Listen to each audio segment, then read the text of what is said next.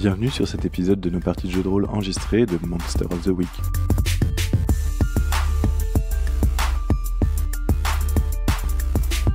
Vous êtes sur la saison 1 qui s'intitule Le projet Daisy.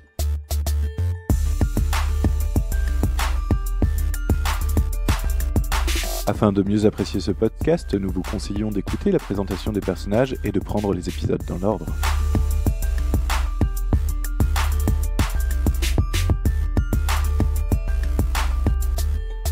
Dans cet épisode, Eru incarne le docteur Mercury, un divin.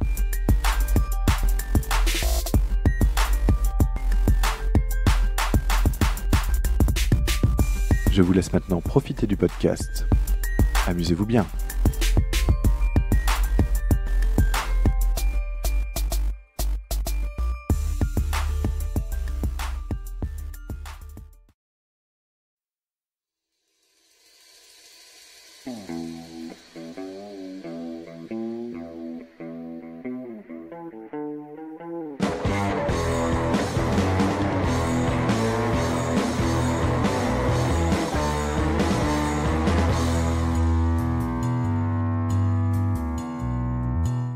Docteur Mercury, un divin exilé sur Terre pour faire le bien, et qui a reçu un coup de fil du shérif Pepper de Forest Hill, près de chez Quageman, Colette National Forest. Okay. Puisque ce shérif a découvert quelque chose d'intéressant, il a pensé que c'était peut-être dans tes cordes. Donc il t'a demandé de venir au plus vite, une voix... Tu m'as dit le nom du bled ? Forest Hill.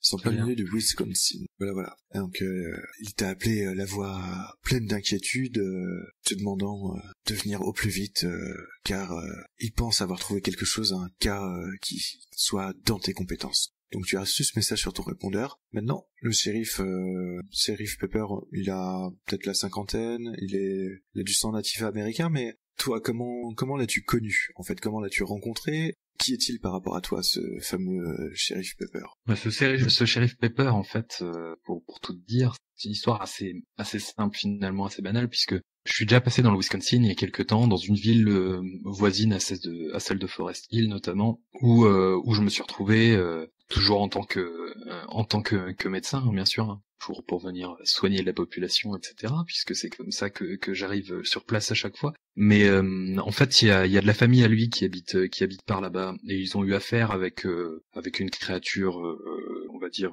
quelque peu surnaturelle. Je vais pas détailler ici, ça me remet trop de mauvais souvenirs en mémoire. Donc du coup, je vais pas forcément le redire, mais et du coup, cette famille-là a eu ce nom et a connu mon nom et on a parlé notamment avec ce shérif-là. Shérif auquel ils ont donné le numéro de téléphone de mon superbe bus.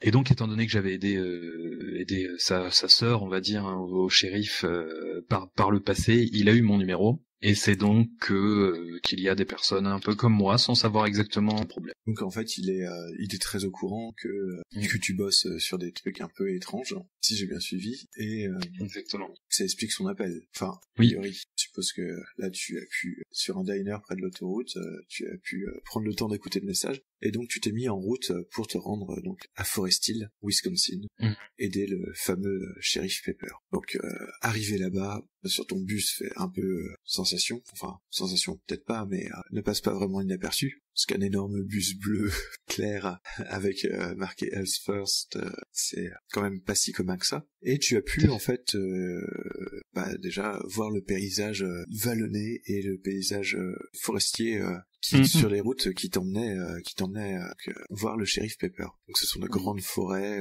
très touffues, très sombres, avec des routes qui a priori sont entretenues régulièrement à cause des différents arbres qui tombent et ce genre de choses. Tu penses que oui, et puis dans le coin, c'est surtout la neige qui est enfin les différences températures été-hiver qui font endommager. Ah bah il y a des chances, ouais. Ça, il y a sans doute des petits soucis, tu vois, c'est typiquement le genre de bled où tu vas avoir des problèmes d'approvisionnement l'hiver, tu risques d'avoir des problèmes de coupe d'électricité dès qu'il y a une tempête, ce genre de choses, quoi. Ouais, J'imagine bien. Donc tu arrives dans cette petite bourgade qui n'est pas très très grande, hein. Il y a une rue principale, quelques rues secondaires perpendiculaires, un espèce de drugstore, épicerie qui fait à peu près tout, quelques enseignes un peu connues de grandes surfaces qui sont assez puissantes pour pouvoir poser même un petit magasin dans une petite ville comme ça, et bien sûr l'hôtel, le bureau du shérif et les commodités de base. Que fais-tu une fois arrivé dans cette petite bourgade?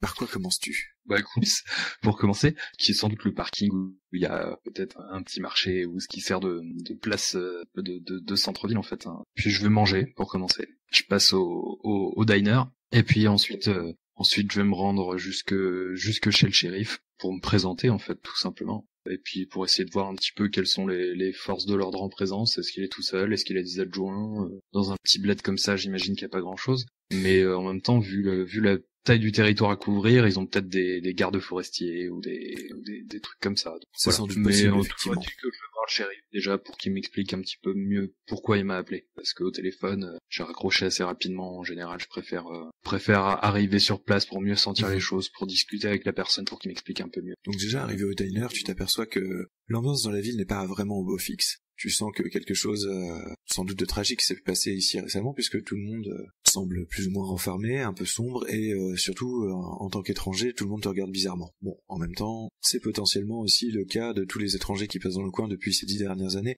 vu que ça a l'air d'être quand même assez isolé. Après avoir mangé les différents plats qu'on te propose, et les spécialités locales, ouais.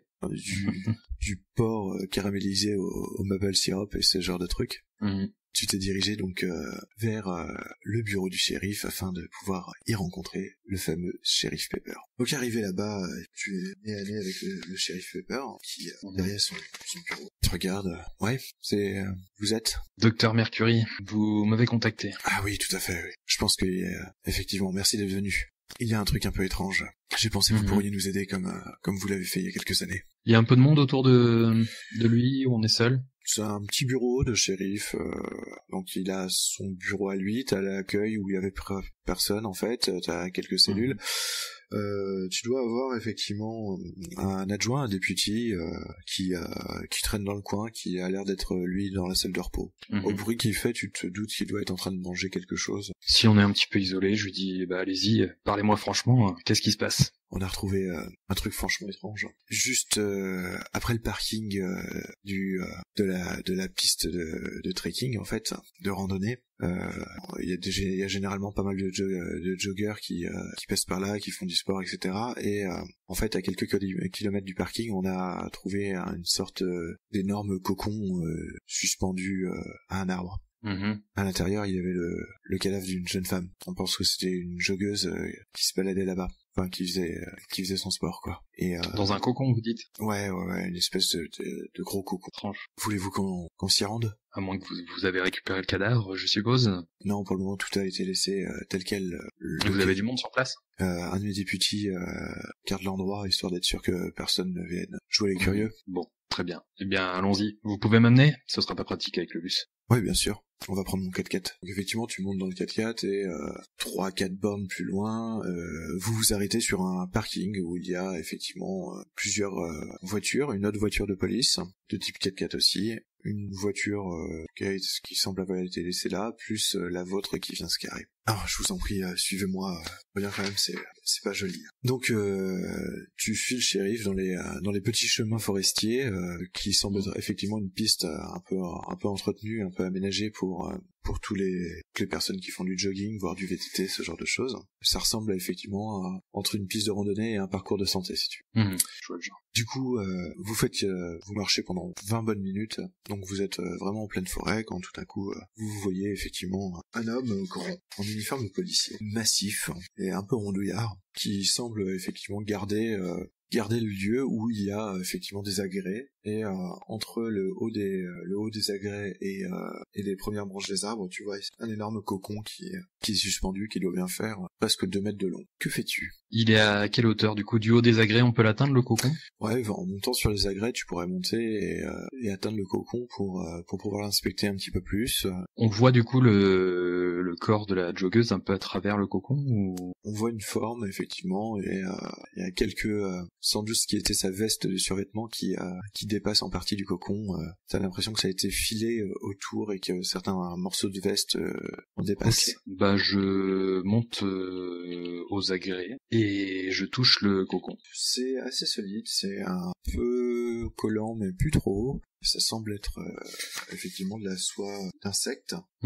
Peut-être es-tu en train d'enquêter sur un mystère actuellement. Exactement, j'enquête sur un mystère, pardon, j'ai pas encore les réponses. Non, y a pas de souci, c'est moi qui te propose les moves, justement pour, tu n'as pas, toi tu me dis ce que tu veux faire, et moi je te propose de transformer ça en un move qui va justement correspondre au mieux. Ça me permet aussi par rapport à ce que tu proposes comme action de la part de ton perso, moi je vais proposer un move, et puis comme ça permet de voir si on a bien compris la même chose, si on est bien sur la même longueur d'onde. Ok. Par exemple, là, je t'ai proposé d'enquêter sur un mystère, et tu aurais pu me dire non, moi ce que je voulais faire c'était utiliser la magie pour essayer de faire quelque chose, tu vois, par exemple.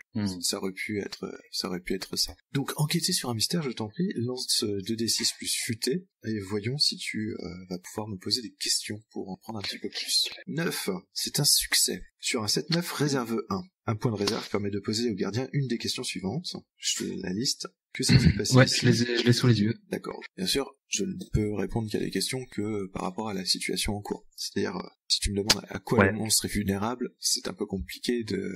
Ben, en fait, ce qui m'aurait intéressé, c'était de savoir quel est l'état de la personne qui est à l'intérieur. Ça, je peux te le dire. A priori, c'est un cadavre. C'est un cadavre. Ouais. Elle est morte. Ouais. Si je ouais. peux. Elle est morte. Le pouls. Ok. Par contre, du coup, tu peux me demander du coup, je vais te demander de quel genre de créature s'agit-il. Alors, de quel genre de créature s'agit-il ? Bon, il y a un énorme cocon qui entoure une proie, sans doute. Donc, ça semble être un insecte ou une arachnide. A priori, c'est un cadavre humain à l'intérieur. Il y a une légère odeur âcre qui émane du cocon, et quand tu regardes un petit peu plus à l'intérieur, tu t'aperçois que le corps semble être très léger. Le cocon aussi semble être très léger, comparé à ce que devrait peser un corps humain. En écartant quelques filaments de soie, tu t'aperçois que la victime à l'intérieur est complètement émaciée, comme si elle avait été vidée de l'intérieur. Donc, dans l'idée, tu penses que ce dont tu as affaire ici, ça doit être une araignée géante ou quelque chose d'approchant. Et quand je dis géante, ça doit être quelque chose qui doit faire dans les 2m30, 2m50 de haut, quoi. C'est l'affaire. Effectivement. D'accord. Je vais aller jeter une bombe d'insecticide.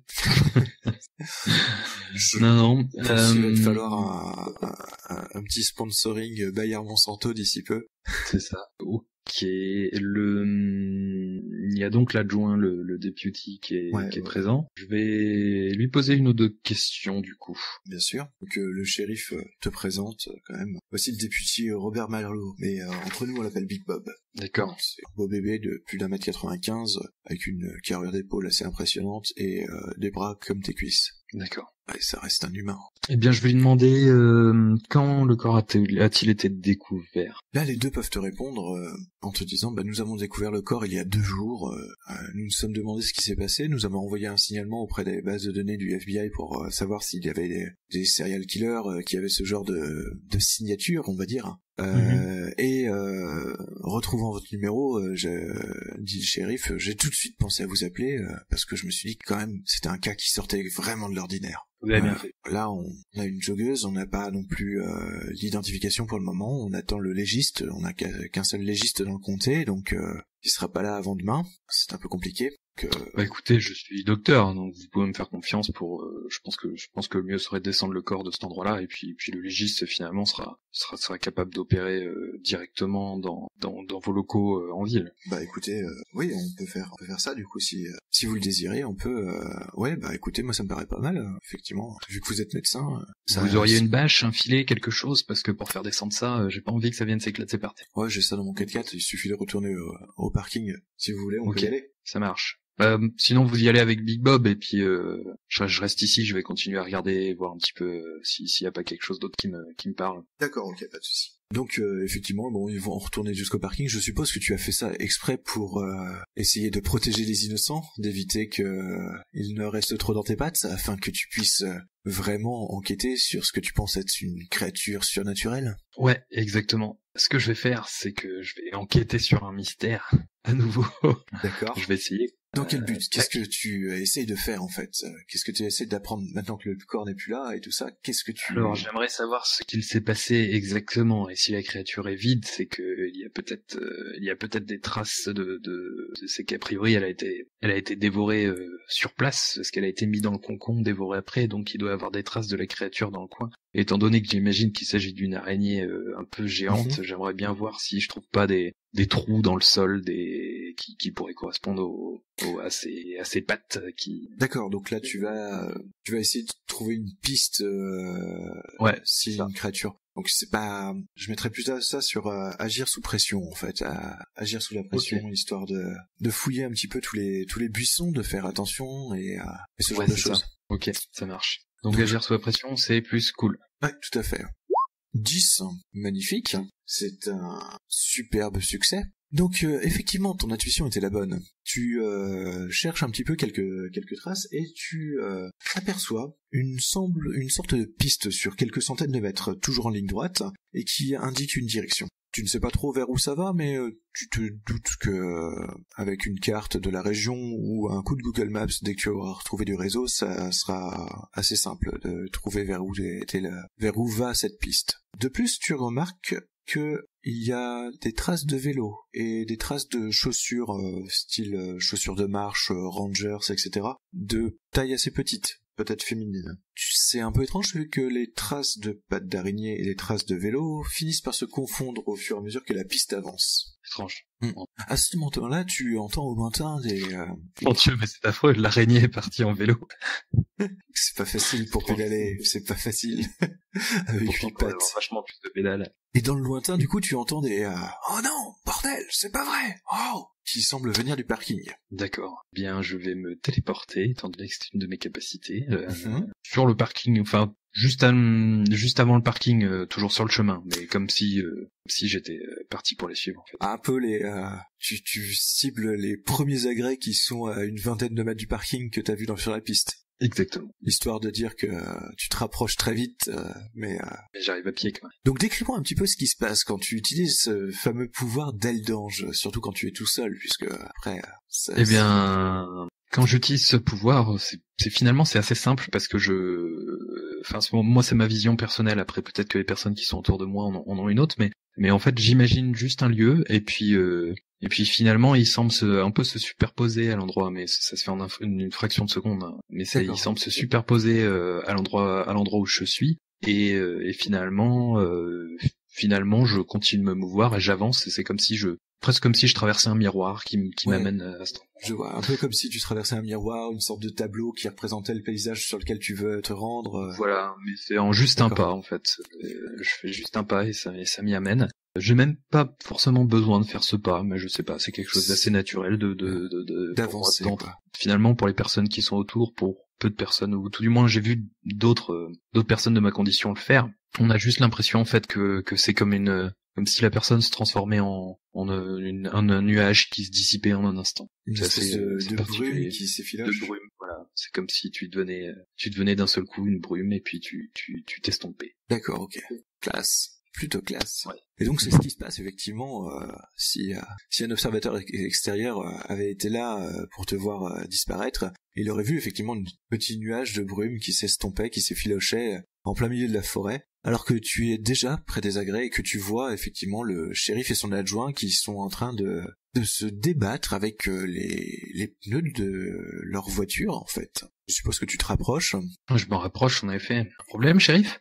Là tu aperçois effectivement les voitures. Le même type de toile que tu as vu sur le cocon ont été lancées sur les pneus des voitures, rendant les essieux et les voitures inutilisables. Très particulier. C'est assez étrange. Je regarde aux alentours. Ok. Finalement, ça a eu lieu on a fait quoi, 2 kilomètres avec le shérif, tu disais à peu près. Du coup, il y a eu, 30 minutes à tout péter entre le moment où on est parti du parking et le moment où il est retourné. D'accord. Et donc tu regardes un petit peu autour, tu cherches un petit peu sur la route et sur les différentes pistes où pourrait être la créature ou quelque chose. Juste un seul truc, tu vois une personne qui est en vélo, qui est un petit peu loin et qui semble s'éloigner encore de la scène.